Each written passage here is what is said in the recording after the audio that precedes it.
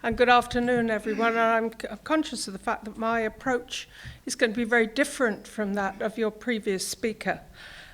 And I must put one thing right. I am no longer Parliamentary Under Secretary of State. Since May, I am a humble, ordinary member of the House of Lords.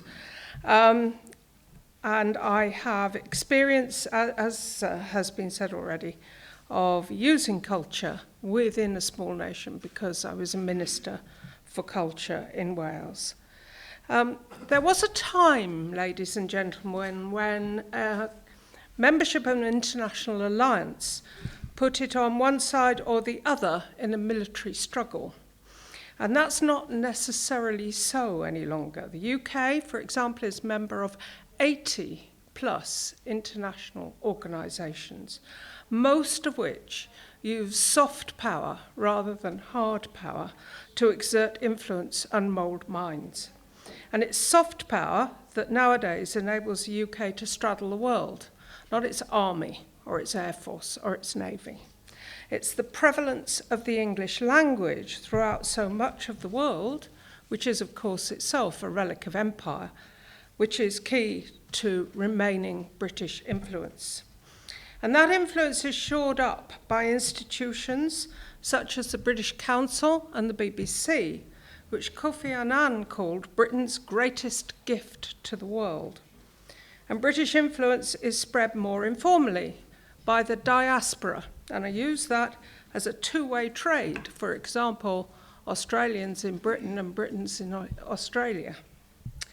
Now, throughout my speech, I'm going to draw my examples very widely, but I must mention that my experience is mainly of developing cultural influence within the EU, which of course is an institution itself set up on the basis of the belief that culture is an important step and path to peace, and that cultural sharing is essential for peace.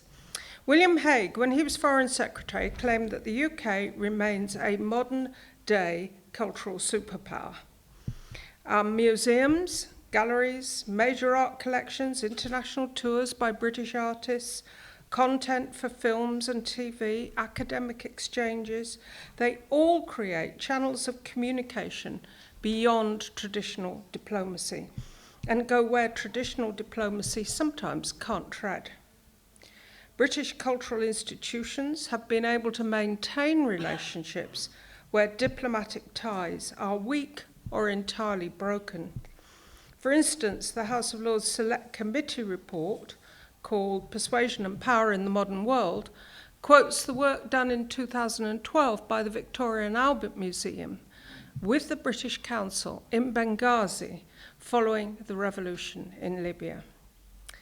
Soft power is about a lot more than just culture, but you cannot take the culture out of soft power. And the concept of culture itself has widened in recent years. For example, nowadays we include online content for games and publishing as a major player in the creative industries. And as international travel has become easier and discretionary spending worldwide has increased, tourism has emerged as a huge worldwide market of which almost every country seeks a share. And the impact of a successful tourism sector on your economy is a boost to your soft power and influence across the world. But I want to concentrate this evening on examples of the use of culture as a diplomatic tool by small nations, those nations which wouldn't otherwise feature on our radar, because their size and their constitutional history and status means that they can't exert hard power.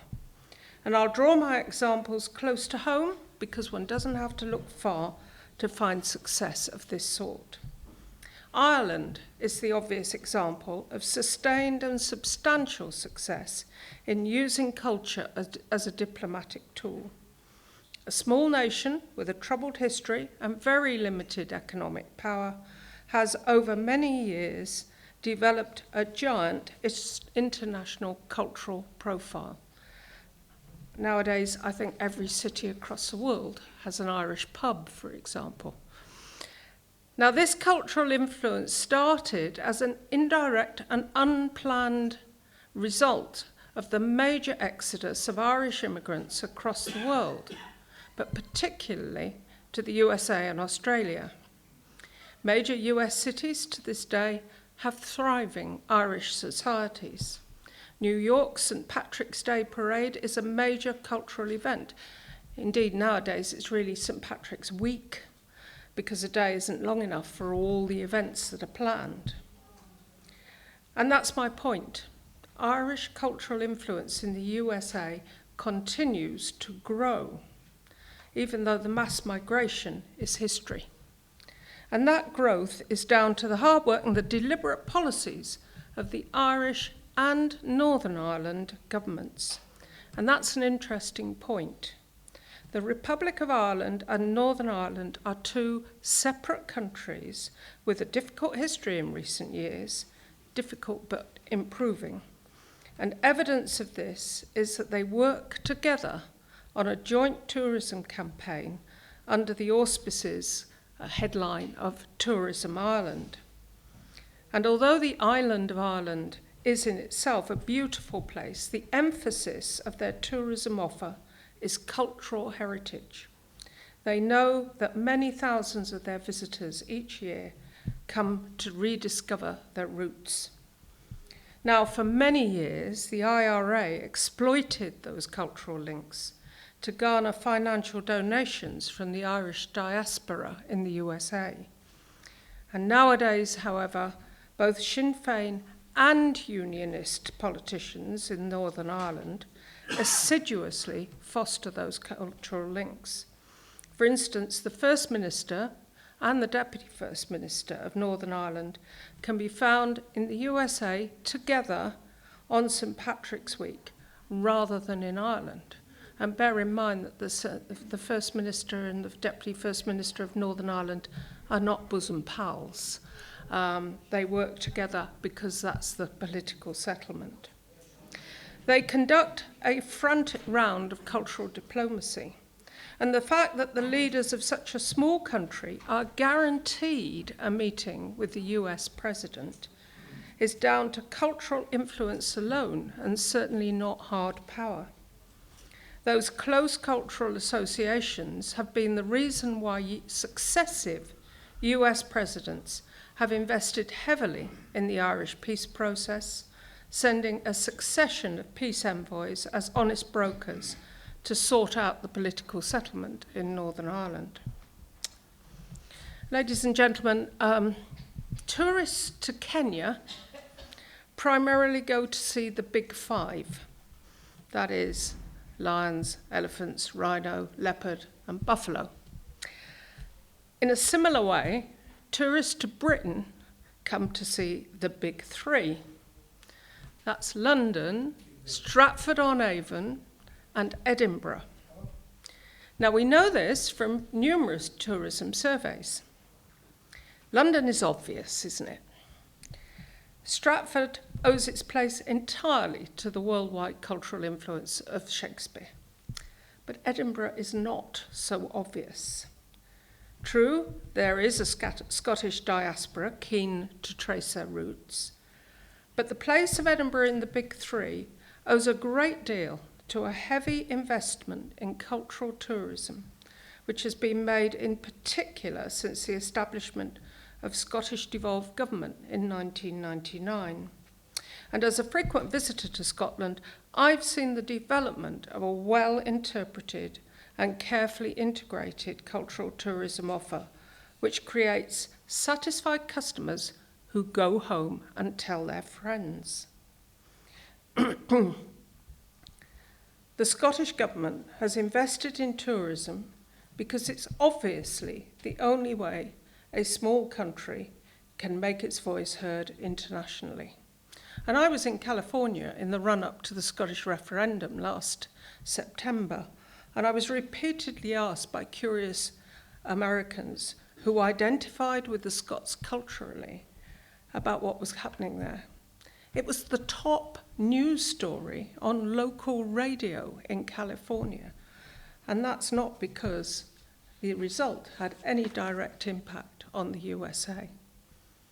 Now I want to turn now to my home country, Wales, smaller and poorer than either Scotland or Ireland, but since 1999, Wales has also had its own devolved government, and as Culture Minister in that government for 3 years, I set out to develop cultural and sports tourism whenever possible.